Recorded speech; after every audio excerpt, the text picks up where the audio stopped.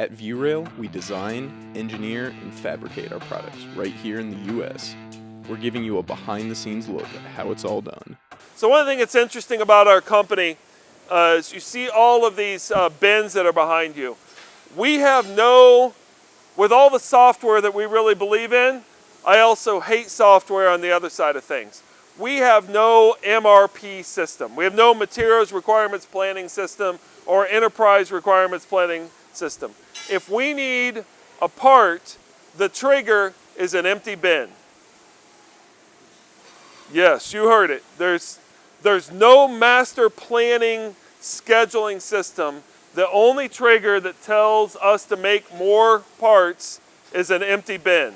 So we have trucks that shuttle from different plant to plant. They'll bring the empty bin over, they'll drop it off, they'll take the other bin back. Part of that is if we believe employees first, if we believe that people on the floor are the ones that need to make the decision, then we want to allow them to make decisions with how they're orienting the bins, rather than having a computer sitting somewhere that nobody knows anything about.